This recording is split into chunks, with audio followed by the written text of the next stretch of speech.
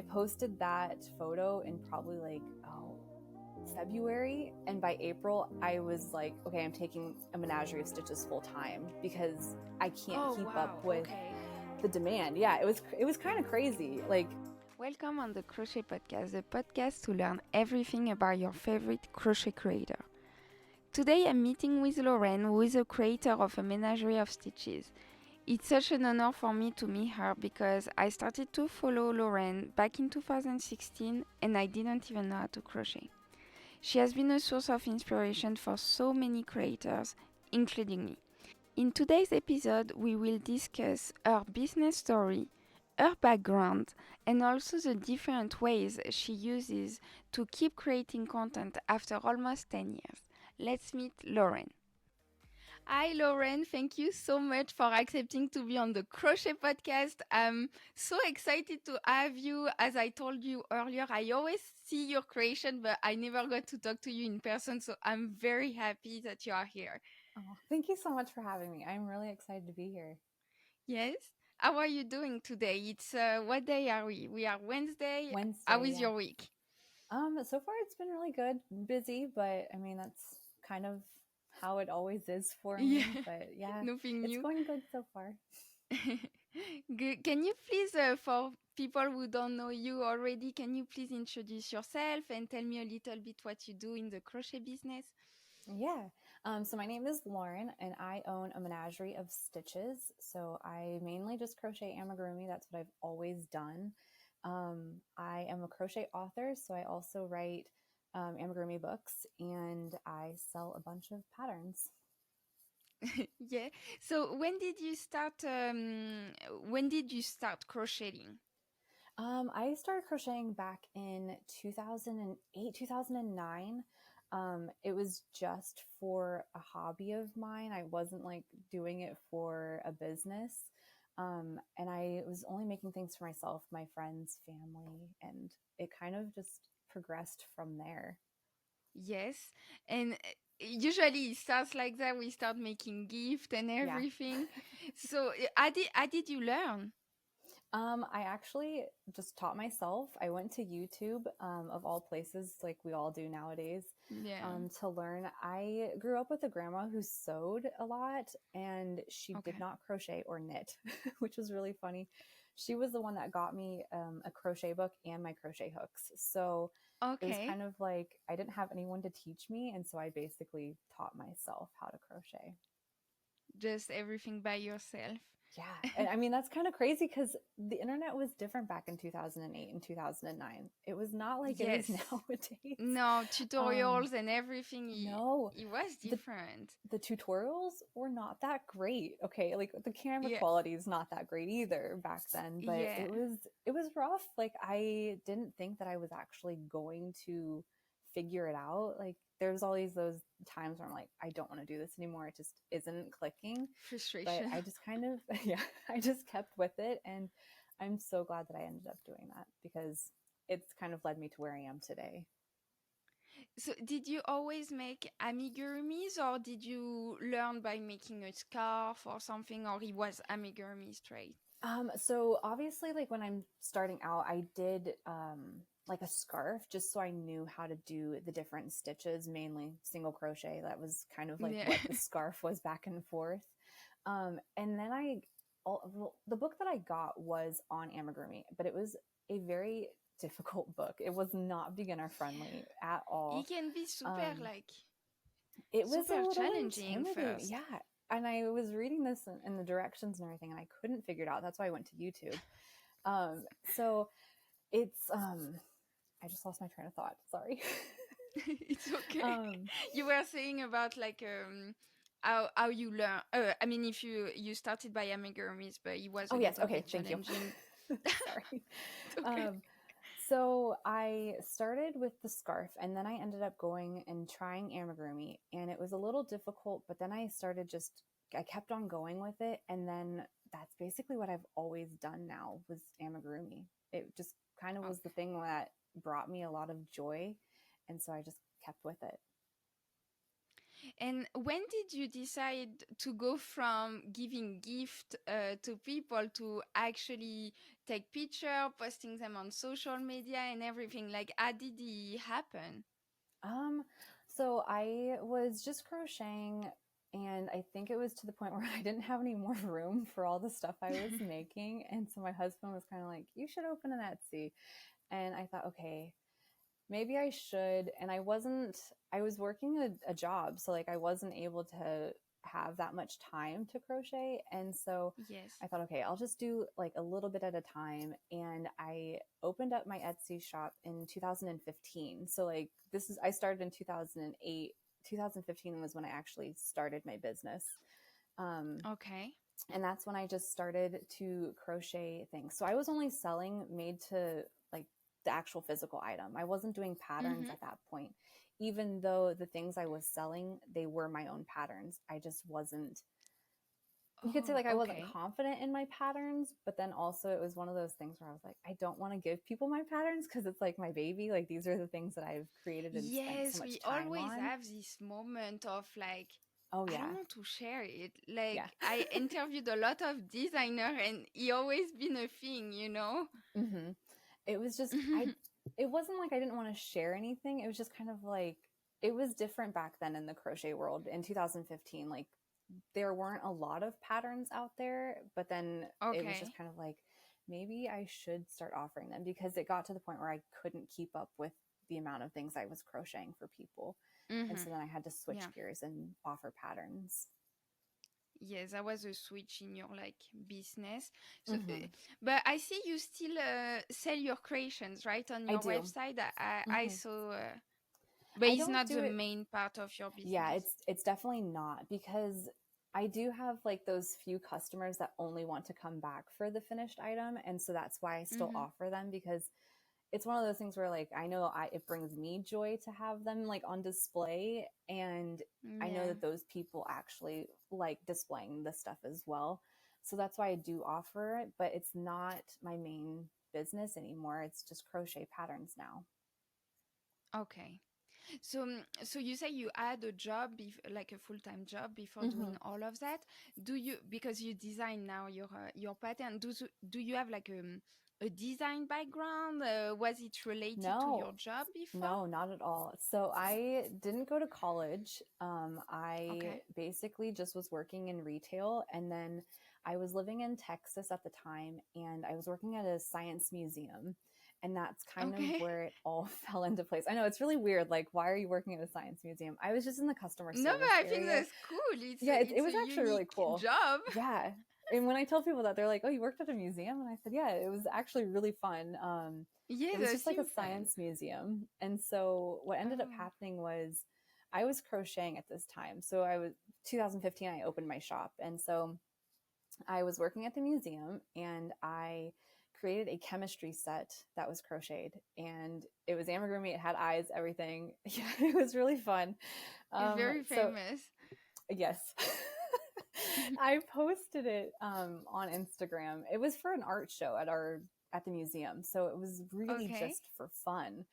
I posted the photo and that's when it kind of went viral and it went Yeah. crazy. Like everyone was sharing it. And so I posted that photo in probably like February, and by April I was like, okay, I'm taking A Menagerie of Stitches full time because I can't Oh, keep up wow. with Okay. the demand. Yeah, it was kind of crazy. Like I went from opening my shop in 2015 to a year later taking it full time because of the demand of the chemistry set. I mean, that's so cool. What did you tell the museum? Like, sorry, I'm quitting. Yeah, I'm I was just just doing crocheting. yeah, and they were kind of like, "Are That's you so cool. really?" And I'm like, "Yeah, I'm doing this. Like, I'm gonna make Wow. my business my full time job." And luckily, my husband and I were able to do that, and it's been that way ever since. So like, I've just been a full time crocheter, and it's kind of crazy that the chemistry set is what started all of it.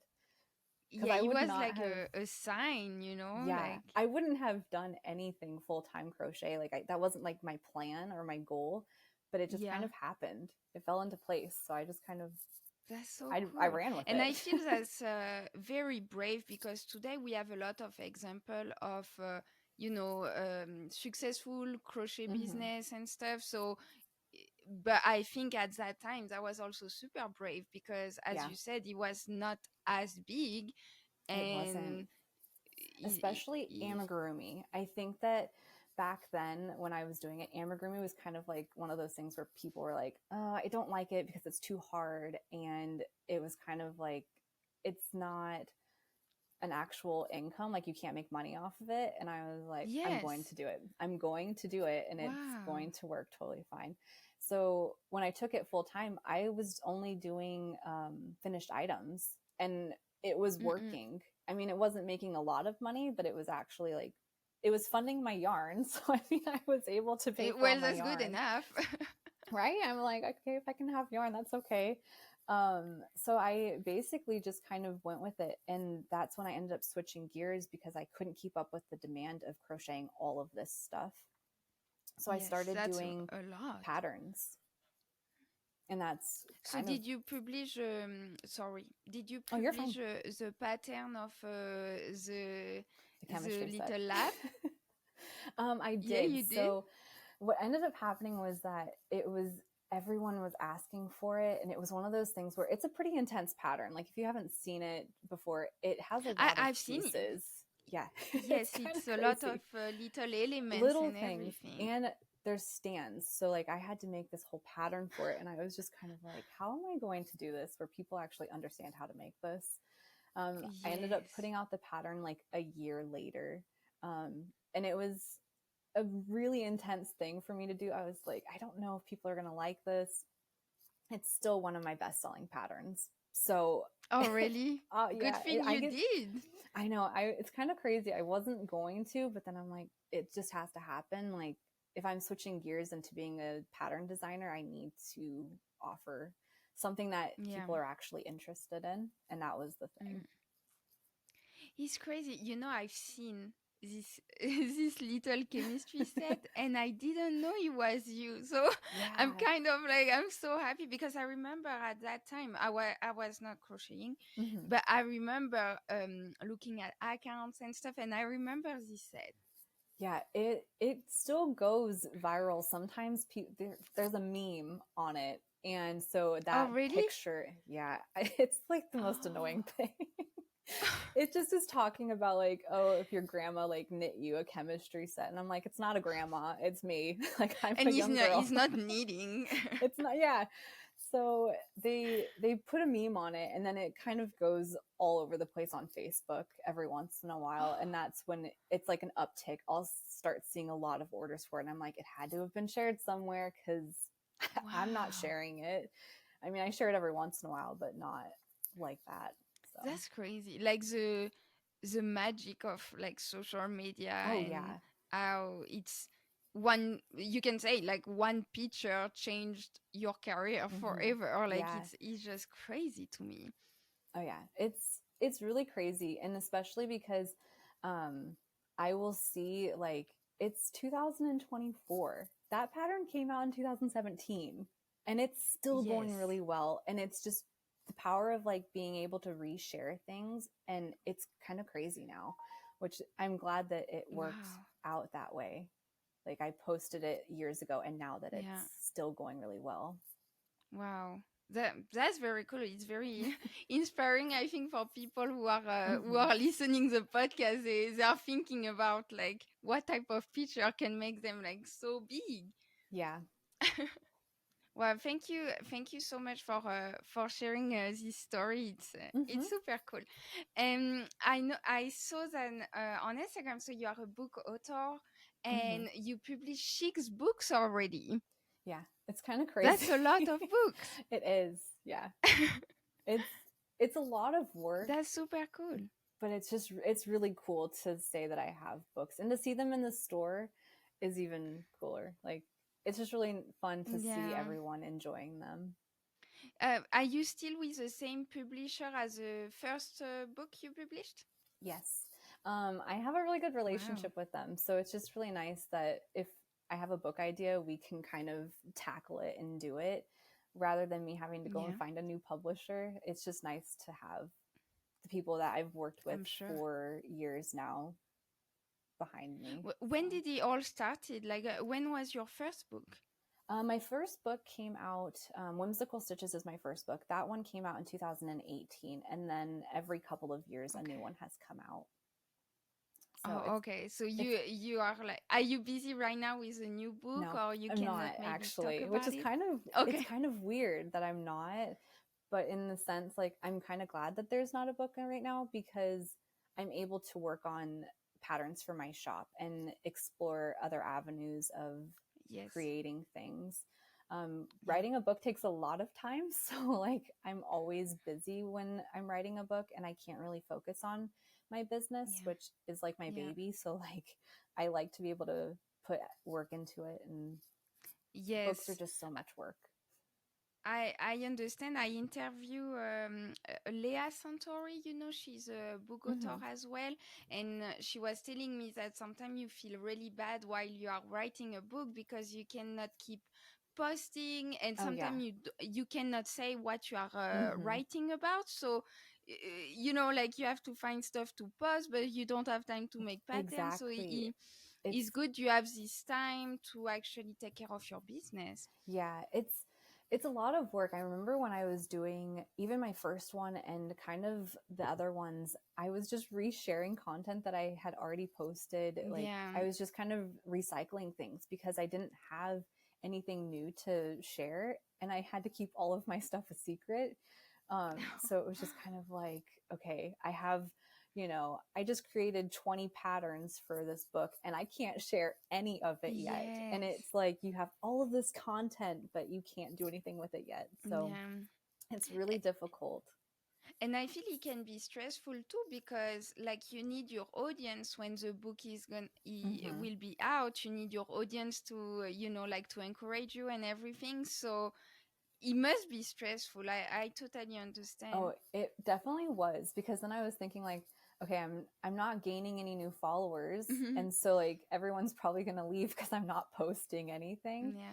So there's always that like fear that there's no one gonna be there when I'm actually done writing the book, and I'm like, okay, I'm back, and a year later. Yeah, like a year later, and then everyone's kind of like, oh well, we've already moved on. So that's always really nerve-wracking, but luckily, like you have those people that will stick with you even though you're not posting anything, and that's like true like dedication on their end. Like I really appreciate that, because it's hard to like follow people. I know I look at people that I follow, and if they haven't posted in a year, and I'm just like, oh, okay, well, I don't know what's going on with you, but like, you know, so yeah, I understand. Like even sometimes you quit like 2 weeks of social media and you have the feeling you don't appear anywhere. So it's like super stressful. But you do very good. You have 118,000 followers on Instagram. I think it's 16 the last time I looked at it. Yeah. It's been pretty stagnant just because I haven't really been doing a lot of new things. You know, it's already a lot of people. It is a lot. It's very good.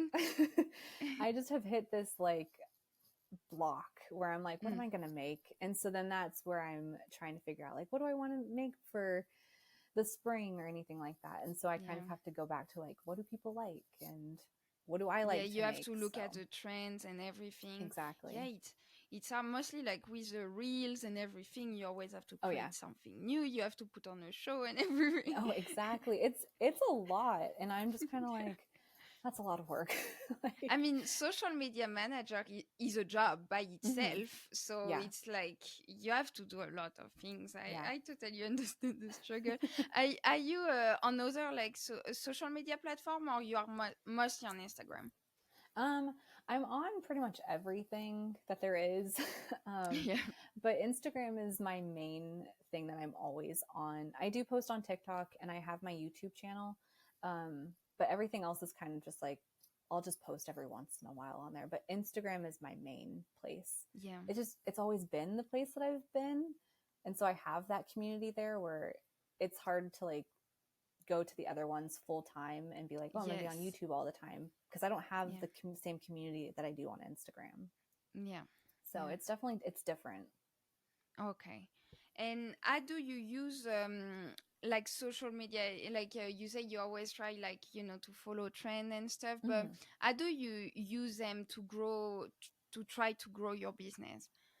It's really difficult. Like I feel like nowadays a lot of people are everyone's doing plush yarn. And so then I'm kind of like, do I want to do plush yarn? But that's not Oh necessarily yes, because you do mostly it's cotton, right? Yeah, I use worsted weight, just acrylic, because it's so much easier to work with. That's what I've always worked with, so I've never had a problem with it. And I know everyone's like, "Oh, I hate worsted weight," or "I hate acrylic," but but the color choice is amazing. Exactly. That's kind of why I stick with it, because there are so many colors through different brands. So I can be mixing and matching. Whereas like if I'm only using plush yarn, there's only so many options for colors. And that's kind of where it stumps me. Like I'm like, I don't know if I want to use that. So that's why I stick with the worsted weight. I only use the cotton if I'm doing like special projects, because the cotton is fingering weight. It's very small. Okay, I never tried. I mean, the one that I use that I like to use is the Hobie, like Friends and Rainbow cotton. Oh yes, and I use Friends, the smaller version. So it's a fingering weight and it's very small. I have to use like a size 2.25 crochet hook. Like that's tiny. That's really small compared to like what I'm used to working with. And I do that for certain projects just because it gives a better finish, I think, on those like little things that need more detail. But yeah, I just having to go with the trends of what everyone's using, and I'm like, I'm gonna stick to my true self. Like, what do I like to use, and what do people know me for? They don't know me for the plush yarn. So I just kind of stick with what I'm used to. Yeah, I think it's important. It's also your brand image, you know, like I always saw your creations and I recognize them because you use this type of yarn. So, and I don't want to like lose who I am, even though I've been around for like, I think my shop is turning, I think 9 this year. Yeah. And that's kind of crazy. And I'm just like, I'm going to stick to what I've been doing. Like it's obviously working to some degree because this is where I'm at. So yeah. And sometimes trying to change is, sometimes I've tried to do stuff I didn't really like, and I feel like your audience can feel it, honestly. You know, they're like, oh, she's not really into it. Yeah, if you're like trying too hard, definitely. I agree with that. I try to just take, from what I'm doing now, I haven't really created any new patterns in plush yarn just because I'm like, I don't know if I have the capabilities of doing that. Yeah. So what I've been doing is I've taken like my old patterns from my books and I'm turning them into plush yarn, which works totally fine.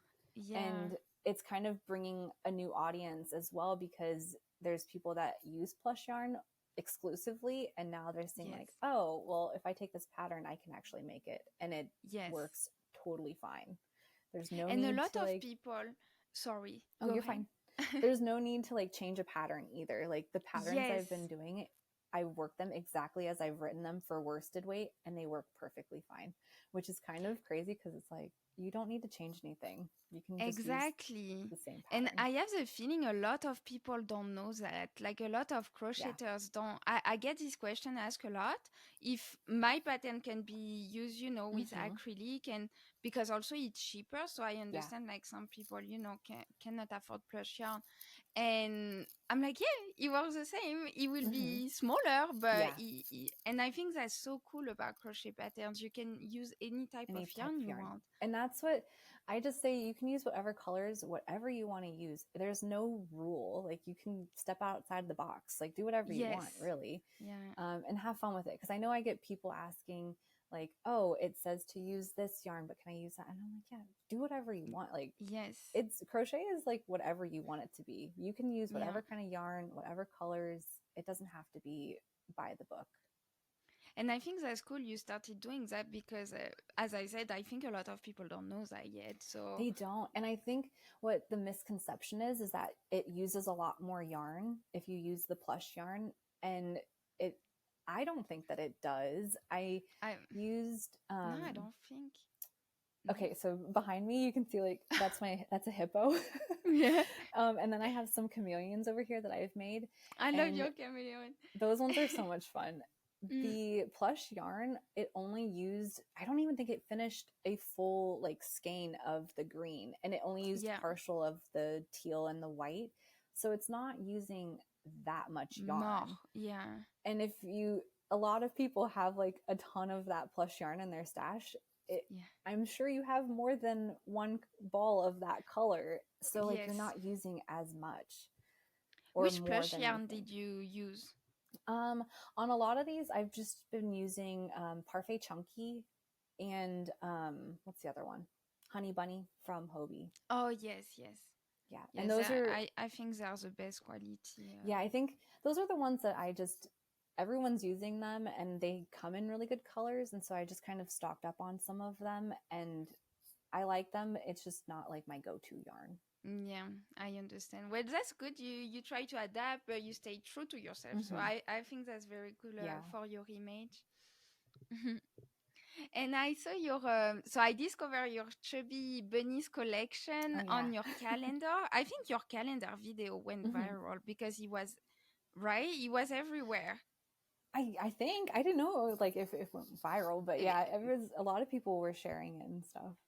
Because I saw it on my feed and I was like, oh my God, that's so cool, these little calendars. So can you tell me more about like this collection? Yeah, so the Chubby Bunnies was actually a collection that came about by like mistake. Like I didn't have a plan for it. It just sort of happened. I had made a chubby bunny, and it's just this little bunny. It was for Easter a few years ago, and I made like a full tutorial on my YouTube channel. It was just a bunny. And I decided a couple years ago to add Halloween costumes to some of them as just like something fun for Halloween, like dressing up my amigurumi basically. Yeah. And I created Halloween costumes for them, kind of changed up one of them to be like a Frankenstein. So I did different color changes. And then it kind of progressed into, oh, we should do something for November. Like, what do we want to do? Like Thanksgiving, if you're in America, and like fall type things. And then I thought, okay, well then Christmas is coming up, and then I have to do like all these things. And so you get it just snowballed. It did. And so I really wasn't going to do like a big collection, but it just sort of happened. And I ended up making 4 new bunnies a month last year, and they're all free patterns on my web or on my blog. And so it basically is the bunny base, and then I just changed little parts of it to be a theme for that month. And then I thought, what am I going to do with all these photos? Because I've taken this that's a lot. Set of photos for each month, and I thought, okay, I think if I'm doing this once a month, I think a calendar would be the perfect way to like wrap up the whole thing, but also keep kind of like celebrating the bunnies, because I didn't really get to enjoy them. Like I made them and moved on to the next collection. So for me, having the calendar is kind of like, oh yeah, like I made those ones, and I actually pull them out and decorate with them because I didn't really get to enjoy them as much last year. And so it's so much fun having them there. And they are small, right? Not really. They're probably like 5 inches tall. It depends on what I thought they were like super small. Oh, I mean, I kind of want to make a small one just to see like what it would be like. But they're kind of like normal, like plushy size. They're like on the smaller end, but not like huge. I don't think any of them were really that big. So. Okay.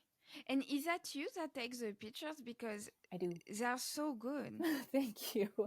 I not that I have like a background in photography, but I actually did a lot of it in high school, and then I continued on after I was out of high school, and that's like one of the things that I was really interested in, was going to school for photography. And so it just stuck with me. And then I have like a really good sunroom in my apartment, which gives me the best natural light. And so so it's not even in a studio. No, it's all natural light, and everyone's always You're lucky.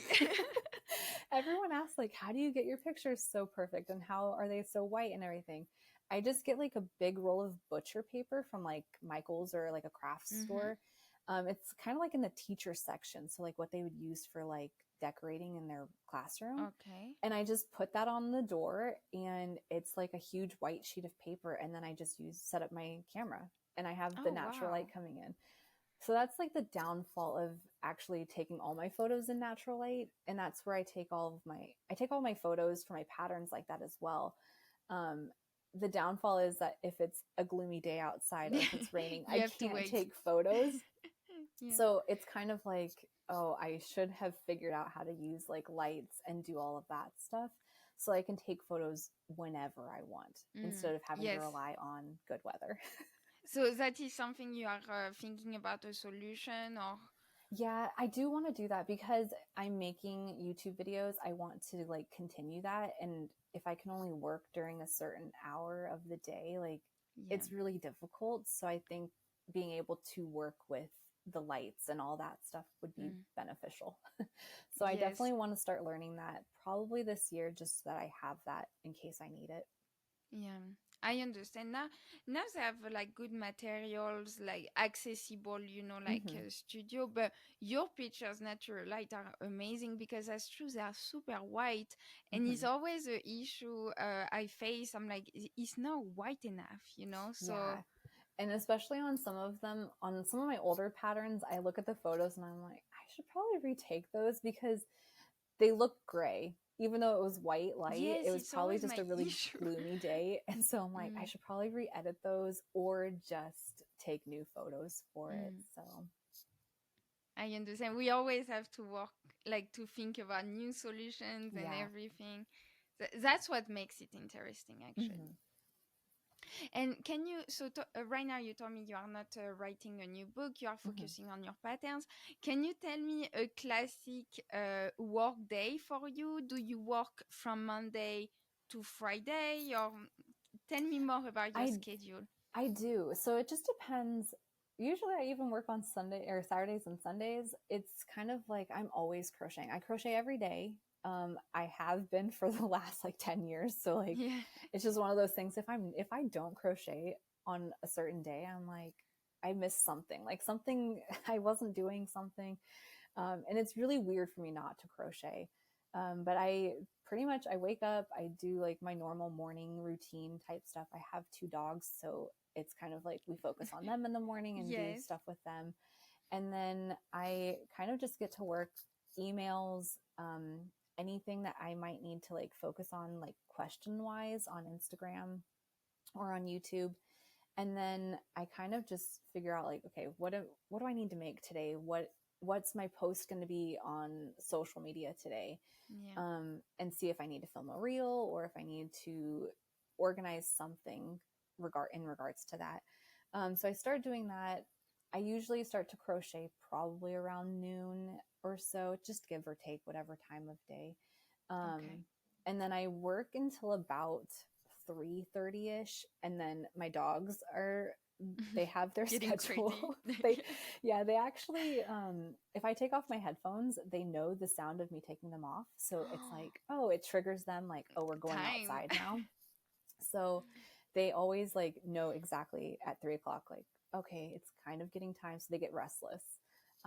And then I kind of take a break for a few hours, make dinner, spend time with my husband. And then for like a few hours at night, I will go back to work and figure out whatever else I was working on that day. If it's a pattern, I'll keep crocheting until I go to bed.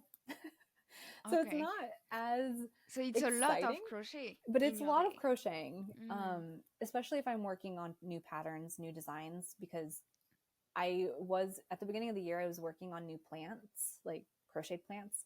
And I was having a really hard time getting this one down. And so like frogging and all that stuff. So like the whole design process, if I'm working on a new pattern, it takes all day and it takes more than one day. So it just depends on if I'm making something new or if I'm just recreating something from like one of my books, I'll just be working on that. So it's nothing too strenuous, but yeah, that was I was wondering because I know you've been crocheting and designing for a long time. So I was wondering, do you actually have to redo and redo? I thought you could come up right away with like your design. Yeah, It just depends. So my plants that I have in the past have been like pretty simple plants, and now the ones I want to make are a little bit more intricate.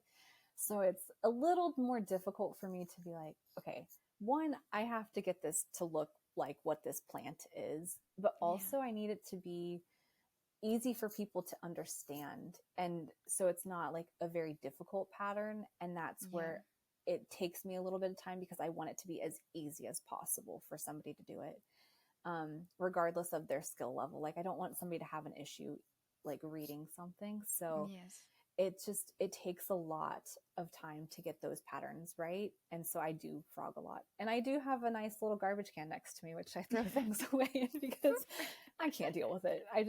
I'm like, I'll frog some of it, but then I'm like, sometimes when you are too like frustrated about something, I'm like, I don't even want to I don't want to see it. Anymore. Yeah, exactly. I used to have like a little area where I would put things. So I'm like, I'll come back to it.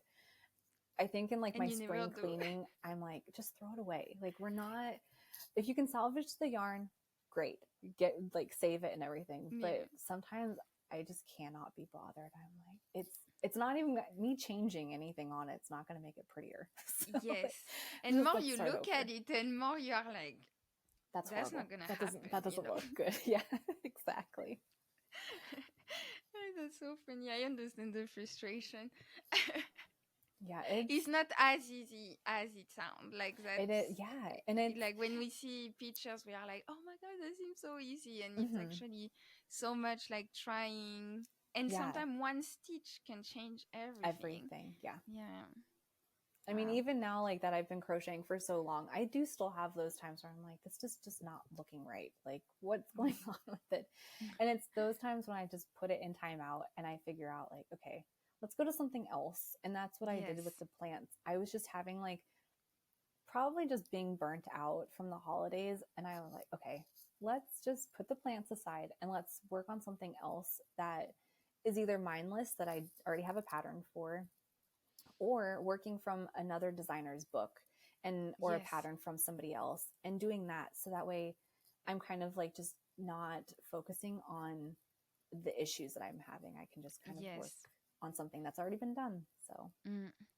And I feel sometimes it takes you even longer to publish a pattern if you try too hard. Like you're going to get more frustrated. You're going to stop working on it, and it's a waste of time anyway. Yeah. So, it's good sometimes to just move on. And sometimes they come easy. Like it just depends on what it is.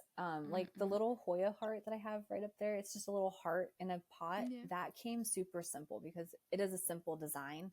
Okay. And that was one of those things where I was like, okay, yeah, this will be totally fine. I can get this out in January. It's perfect for Valentine's Day. And that's what I ended up doing. And it was one of those easy patterns, but not all of them are like that, which is totally fine. I think the ones that take a little bit longer, you kind of treasure them more because they took a little bit longer. So you spent more time with them. So. And sometimes the ones that you spend the most time on and you don't like anymore are the ones that people like the most, and you're like, good thing I push through, because sometimes you will have regret actually not posting them. Yeah, there are some patterns that I have that are like that, where I'm just like, what? I didn't even like this thing when I was making it. Like now everyone such a bad loves memory. It. Right? But it's really fun to see that the designs that you thought weren't that great actually become designs that people really like making and enjoy. So. Yeah, it really shows your value as a designer. And so what you say you are trying to follow like seasons and holidays and everything for your pattern. What are your inspirations? Okay, so I really like just kawaii things. So anything with a face, like I think those are the cutest things. And a lot of the stuff that I pull my inspiration from is that. So I'll just start looking at kawaii, like for example, when I was making my crochet cafe book, when I was writing that, I went and I just looked up kawaii food, and that's kind of where a lot of the inspiration came from. I was like, oh yeah, I can make a slice of pizza with a face, or I can make an orange, and like all these different things. And that's kind of where it comes from is I just like looking at things that have a cute face. And I know not everyone, especially on the food, they don't like to add the face because like it's food with a face. They don't like it, but I like it. I think that's fun. what makes it cute. Yeah, I mean, who would I'm not going to expect like a little takeout box with a smiley face on it. Like I think that's just really sweet. Yeah. So I think just making cute things like that have a cute face that I like to look at, it just, I don't know. I've always really liked cute things. So, yes. I mean, even now as an adult, I'm like, yeah, I like all my little stuffed animals that I have on display. Yes. But we are adults, but we like cute little things. Exactly. And that's what got me into crochet, actually, is like the little cute amigurumis, you know, I was seeing on Instagram, and I was like, this is so cute. I remember seeing a donuts with like the eyes, and I was like, this is the cutest thing ever. They're so much fun. Like, and that's when I kind of started with amigurumi because I found that book in the bookstore, and I was like, this is so much fun. Like, this is what I want to be making. I know that like I love making other crochet things like scarves and whatever, but there's just something about amigurumi that is just so much fun. It's a quicker project, and it's just really fun to see it all come together, especially like sewing it all up and finishing it. That's like the best part. Yeah, and you get a little like object at the end. It's really cool. It's totally different. Like, and it's crazy to think that crochet is usually the same stitches if you make a scarf or like an amigurumi single crochet, and the different things. And a lot of people don't know that about crochet. When you don't know about crochet, you don't know it's actually the same stitches. It's the same thing. Yeah. And that's what's really nice too, because I can go and make, like I was making coasters the other day just because I had this leftover yarn, and I was like, okay, what am I going to do with it? So I just started making some coasters because it was the easiest thing. And it uses the same stitches that I'm used to. So like I didn't have to learn anything new. It was just using the skills that I already had, which I think is really cool for people just starting out crocheting. If you learn like a good amount of the stitches, you have like a lot of opportunity to make a bunch of different things. Yes, and with very simple stitches, like you can make everything. I have the feeling I don't know many techniques, you know, like sometimes I tell my husband, I'm like, I really need to learn new stitches because I feel like I'm not learning anything. I don't know if you feel like that sometimes. There are some times where I see a stitch and I'm like, what is this? What is this person talking about? And I think it's either just like a technique that they've come up with, because I've never seen it before. And so then like learning new things. That's why I go with other people's patterns, especially some of my friends who have books that they're more so like from Australia or Europe or any of those countries. Okay. Their patterns are a little bit different. And so they're more intricate. And that's why I like using them, because I'm learning something new that maybe I can take and use towards my designs as well. Yes. In the way something is explained, sometimes it's simpler. And I'm like, oh, wow, that's really smart. And then you can take that and use it towards maybe changing up how you've written something in the past. And you can edit it to be like, oh, this is a lot simpler now that I've learned a different way of doing it. Yes, true. And sometimes also testers are very good for that, because they test like a lot of different patterns.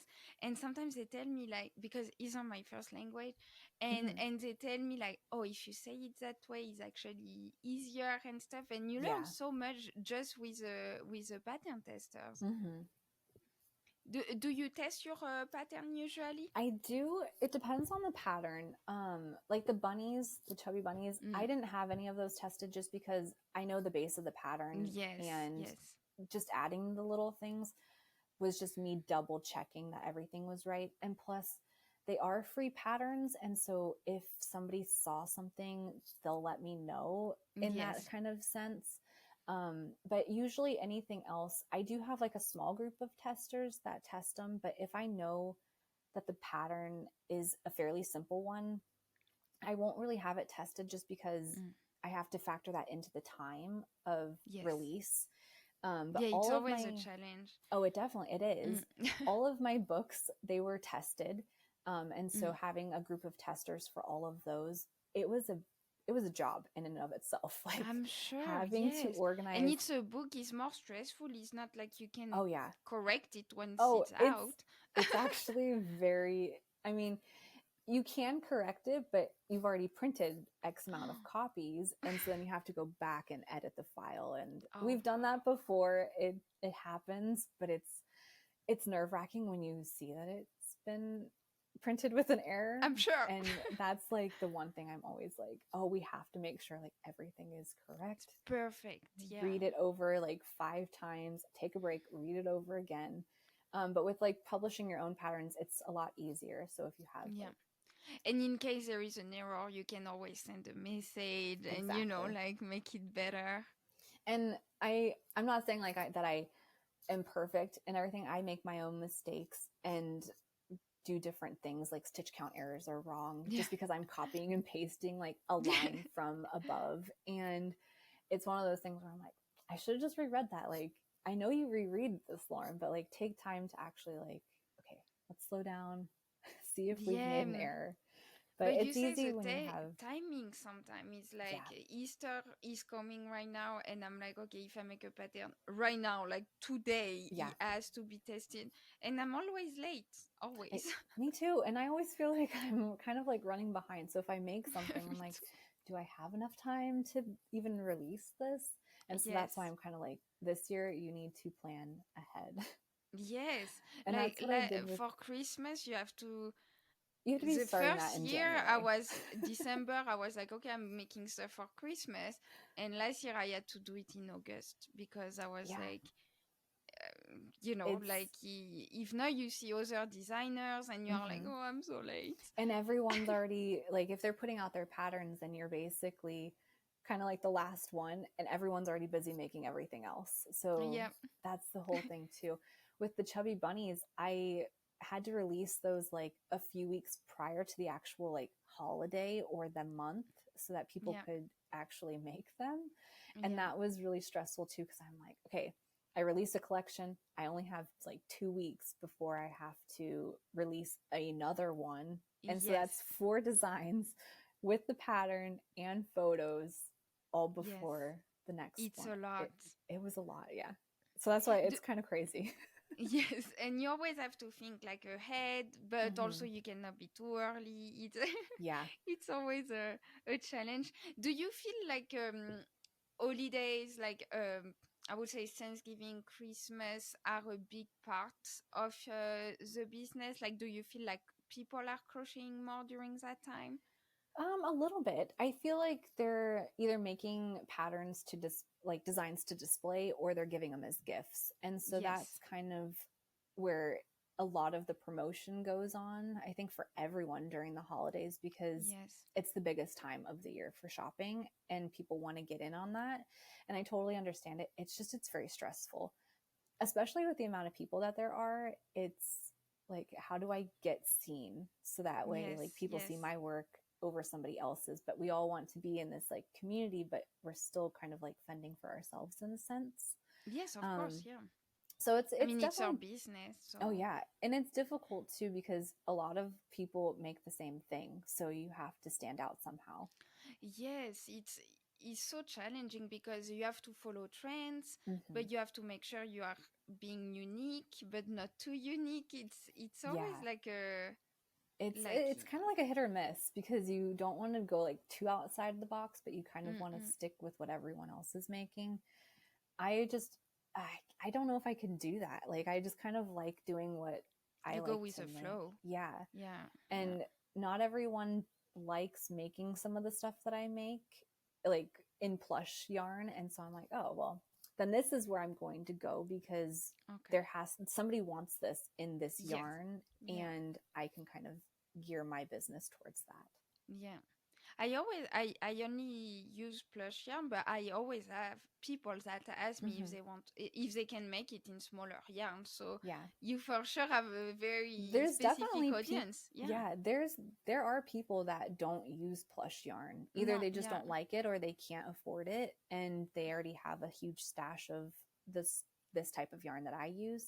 So it definitely has its benefits, because there are still those people that I can get their attention and be like, oh, come over here. Like, I have stuff that will cater to you. So but I feel honestly, I feel it can switch a little bit, because plush yarn is very trendy and everything, but there is a huge issue right now, is a stock issue.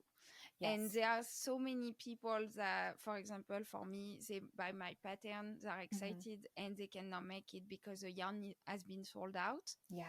So, and for months, sometimes the yarn just come back because of the demand. And I feel like I always tell people, but you can make it with another type of yarn. So I think that's actually very good you stick to it, because I don't know if he will switch like fully 100%, but I feel like there are still people that want to make it with smaller yarn, just to avoid like the frustration of not finding a yarn or being too expensive. Yeah, and I think a lot of it too is that people don't have access to it. So like Hobie, I don't think they ship to all countries. No. So if that's a big yarn, like the Honey Bunny or the Baby Snuggle, I think is what it's called, those yarns, people can't get them. So all of these designers are making this stuff, and these people can't get that yarn. I do recognize when I've, in the past and even now, the European countries, they use a lot of cotton, and their designs are a lot more intricate. And they have a big following for that. And that's kind of what they use, which I think is so cool, which is why I've kind of been making things with cotton, just because it's different. And there might be some people that I can grab their attention and kind of bring them over and see like, oh, well, you can make these designs in cotton as well. Like, I just made a really small plant in cotton, and the original pattern was in worsted weight. So like, it just makes things smaller, but it's really fun to like, but sometimes it's cuter, even smaller is cuter.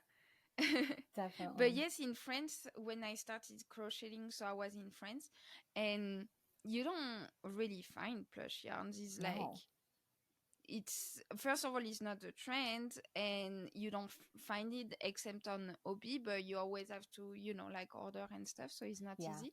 So when I started, I was using cotton and worsted weight. So and that's just I really like it. I prefer it. It's fun. And the result is super neat.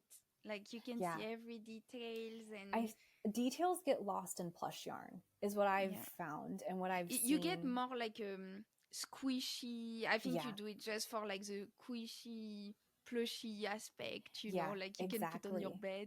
But and that's why I like using smaller yarn, is because you do get those details. They stand out a lot more. Yeah, and the colors, as I said before, are just amazing. Well, thank you for sharing all of that. I'm learning a lot of things. And so right now you are telling me you are not working on a book, but do you have something coming for 2024, or just go with the flow and keep doing what you've been doing? I'm pretty much going with the flow at this point. I do have some ideas. I want to expand like my YouTube channel with a lot more tutorials on there. So that's kind of like what I've been working on in the background, but I also want to kind of go, I don't know, just making the things that I really like. So I think I'm going to go with plants, because I've been having these ideas in my head for the past year. So I think I'm going to tackle those, but really it's just going with the flow. Whatever I don't even know what I'm making right now. Like, I don't have any patterns that are on my table right now. So it's just kind of like, what do I want to make? What sounds fun? And so I'm just going with the flow. And that's good, because you can feel your passion coming back again, like without the stress and everything. So that's really cool. Well, I wish you to have a very successful 2024 years. And well, thank you so much for sharing all this information on the podcast. Is there anything maybe you want to add, or we didn't talk about? No, I think we kind of covered everything. I'm just so we went very deep. We did.